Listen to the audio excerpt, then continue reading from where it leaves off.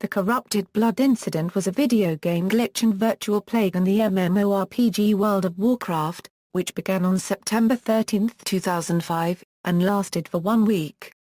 The epidemic began with the introduction of the new raid Zul'Gurub and its end boss Hakkar The Soulflayer. When confronted and attacked, Hakkar would cast a hit-point draining and highly contagious debuff spell called Corrupted Blood on players. The spell, intended to last only seconds and function only within the new area of Zul'Gurub, soon spread across the virtual world by way of a bug that allowed pets and minions to take the affliction out of its intended confines. By both accidental and purposeful intent, a pandemic ensued that quickly killed lower-level characters and annoyed higher-leveled ones, drastically changing normal gameplay, as players did what they could to avoid infection. Despite measures such as programmer-imposed quarantines, and the players' abandoning of densely populated cities, the epidemic was finally controlled with a combination of patches and resets of the virtual world. The conditions and reactions of the event attracted the attention of epidemiologists for its implications of how human populations could react to a real-world epidemic. Anti-terrorism officials also took notice of the event, noting the implications of some players planning and perpetrating a virtual biological attack. History: the epidemic began on September 13, 2005, when Blizzard introduced a new raid called Zul'Gurub into the game as part of a new update. Its end boss, Hakkar, could affect players by using a debuff called Corrupted Blood, a disease that damages players over time, this one specifically doing significant damage. The disease could be passed on between any nearby characters, and would kill characters with lower levels in a few seconds, while higher-level characters could keep themselves alive. It would disappear as time passed or when the character died. Due to a programming error, players' pets and minions carried the disease out of the raid. Non-player characters could contract the disease but were asymptomatic to it and could spread it to others. At least 3 of the game's servers were affected. The difficulty in killing Hakkar may have limited the spread of the disease. Discussion forum posters described seeing hundreds of bodies lying in the streets of the towns and cities. Deaths in World of Warcraft are not permanent, as characters are resurrected shortly afterward. However, dying in such a way is disadvantageous to the player's character and incurs inconvenience. During the epidemic, normal gameplay was disrupted. Player responses varied but resembled real-world behaviors. Some characters with healing abilities volunteered their services, some lower-level characters who could not help would direct people away from infected areas, some characters would flee to uninfected areas, and some characters attempted to spread the disease to others. Players in the game reacted to the disease as if there was real risk to their well-being. Blizzard Entertainment attempted to institute a voluntary quarantine to stem the disease, but it failed, as some players didn't take it seriously, while others took advantage of the pandemonium. Despite certain security measures, players overcame them by giving the disease to summonable pets. Blizzard was forced to fix the problem by instituting hard resets of the servers and applying quick fixes. The major towns and cities were abandoned by the population as panic set in and players rushed to evacuate to the relative safety of the countryside, leaving urban areas filled to the brim with corpses, and the city streets literally white with the bones of the dead. Reaction equals, at the time, World of Warcraft had more than 2 million players all over the world. Before Blizzard Entertainment commented on the outbreak, there was debate whether it was intentional or a glitch. On Blizzard's forums, posters were commenting about how it was a fantastic world event, and calling it the day the plague wiped out Ironforge. It was described as the first proper world event by an editor of a World of Warcraft fan site. After the incident began, Blizzard received calls from angry customers complaining about how they just died. Some players abandoned the game altogether until the problem was fixed. The hard resets were described as a blunt ending by Gamasutra. The people who spread the disease out of malice were described by security focus editor Robert Lemos as terrorists of World of Warcraft. He commented that this might be the first time a disease passed from player to player in a game.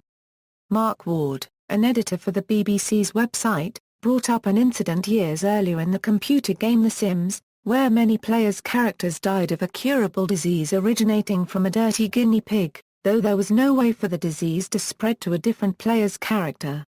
Jeffrey Kaplan, a game designer for World of Warcraft, commented that it gave them ideas for possible real events in the future.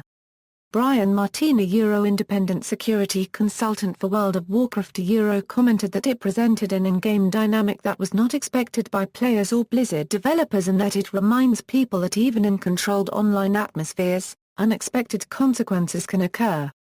He also compared it to a computer virus, stating that while it is not as serious, it also reminds people of the impact computer code can have on them, and they're not always safe, regardless of the precautions they take.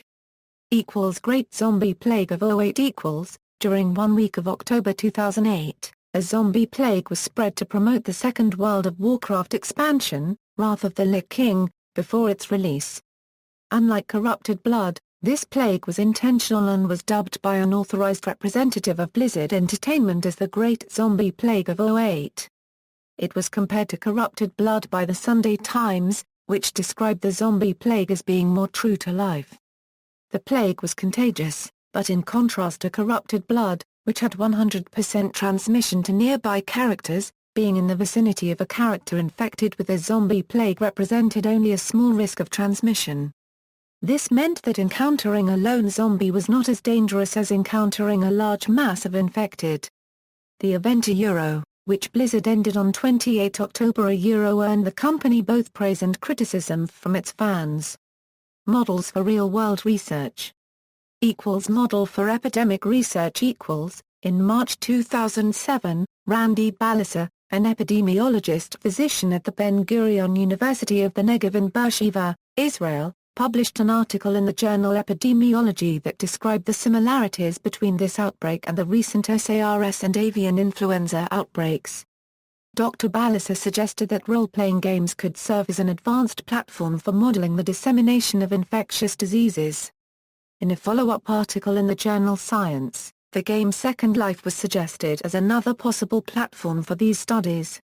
The Centers for Disease Control and Prevention contacted Blizzard Entertainment and requested statistics on this event for research on epidemics, but was told that it was a glitch. The Corrupted Blood incident was described as a fascinating yet accidental case study of modeling disease origins and control at the Games for Health conference in Baltimore, Maryland by Gamasutra. They compared it to a real-life epidemic, in that it originated in a remote, uninhabited region and was carried by travelers to larger regions. Hosts were both human and animal, comparing it to the avian flu. Was passed through close contact. And there were people, in this case non-playable characters, who could contract it but were asymptomatic. However, there were elements that differed from a real-world epidemic, including an indicator for carriers that they have the disease and how much risk they are at, which cannot be done in the real world.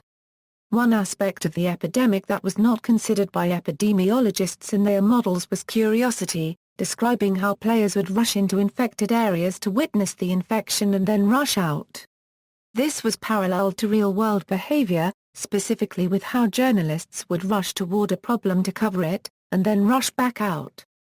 In August 2007, Nina Fefferman, a Tufts University assistant research professor of public health and family medicine, called for research on this incident, citing the resemblances with biological plagues. Some scientists want to study how people would react to environmental pathogens, by using the virtual counterpart as a point of reference. Subsequently, she co-authored a paper in Lancet Infectious Disease discussing the epidemiological and disease modeling implications of the outbreak, along with Eric Lofgren, a University of North Carolina graduate student. She spoke at the 2008 Games for Health conference in Baltimore, Maryland, and the 2011 Game Developers Conference about the incident and how massively multiplayer online populations could solve the problems inherent with more traditional models of epidemics. Fefferman added that the three base models have their strengths and weaknesses, but make significant behavioral assumptions.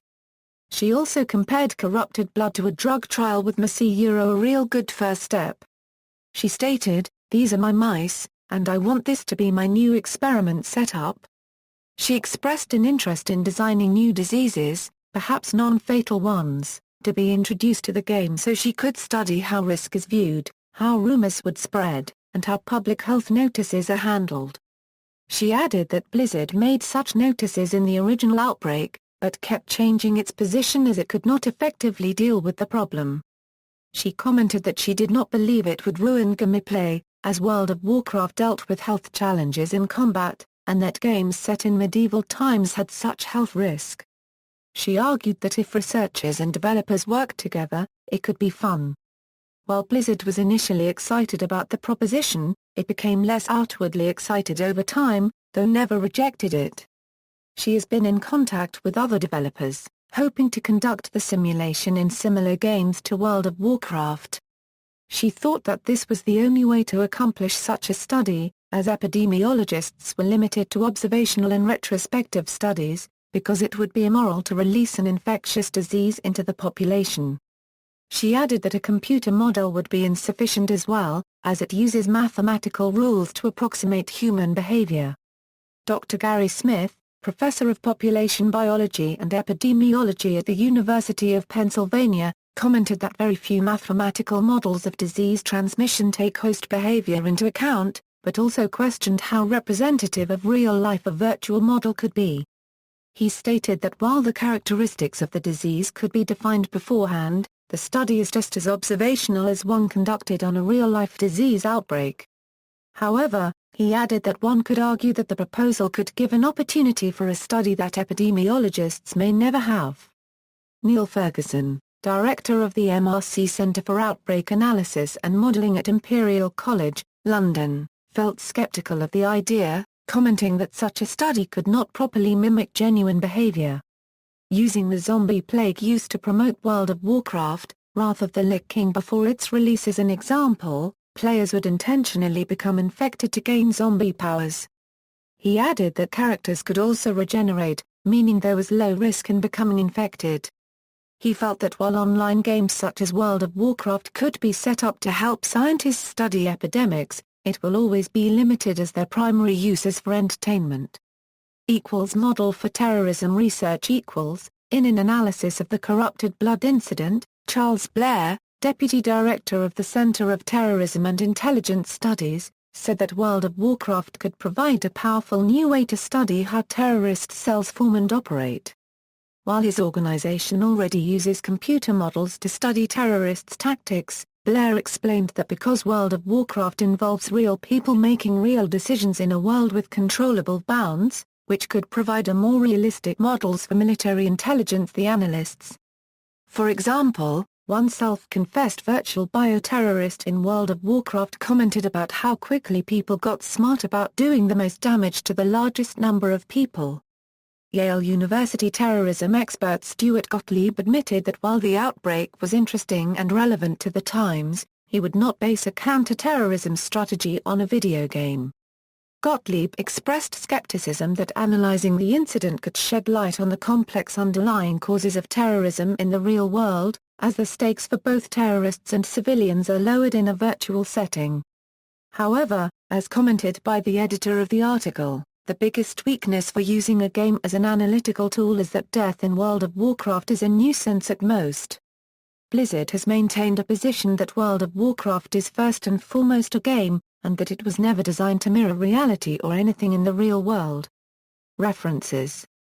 External links: Corrupted Blood on Wikipedia, a Warcraft wiki.